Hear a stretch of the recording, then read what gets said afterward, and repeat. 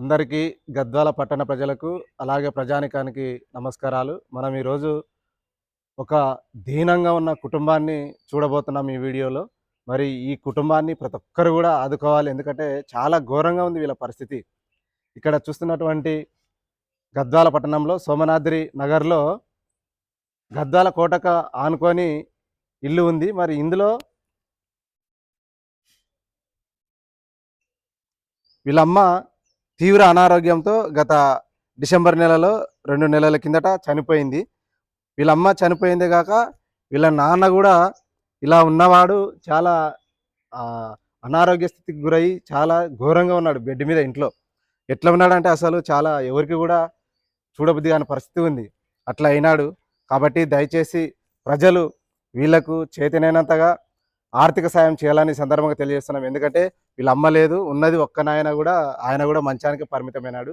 కాబట్టి తిన్ చాలా ఘోరంగా ఉంది పరిస్థితి. వెంకటేష్ లోపలికి రా చిన్న.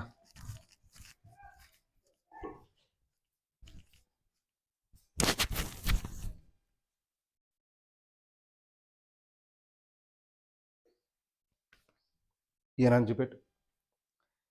గో ఇలా మంచానికి పరిమితమైనాడు. మరి ఈయనని మా వంతుగా మొన్న మున్సిపల్ ఎన్నికలు జరుగుతున్న నేపథ్యంలో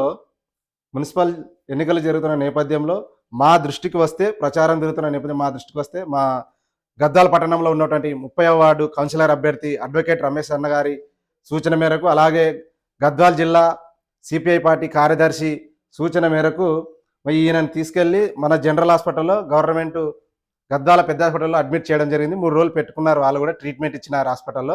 తర్వాత ఈయనను ఖచ్చితంగా మాబ్నార్ హాస్పిటల్కి తీసుకుపోవాలని చెప్పేసి రెఫర్ చేసినారు. అయితే వీళ్ళ పరిస్థితి సరిగా లేదు.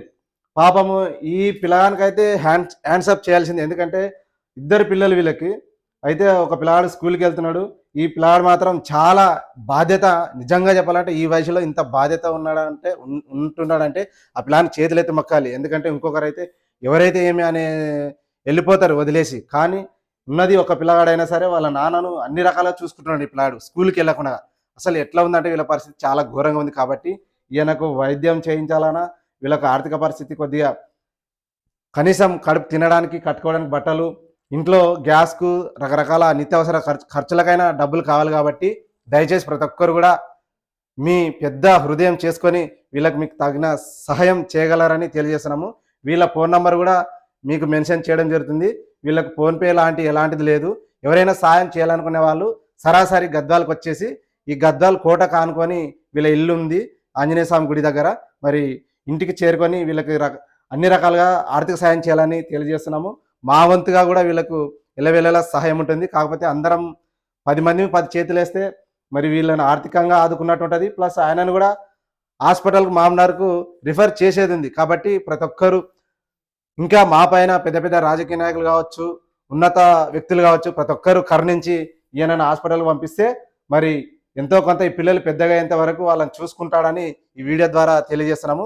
దయచేసి ప్రతి ఒక్కరూ ఈయనకు సాయం చేయండి అన్ని రకాలుగా.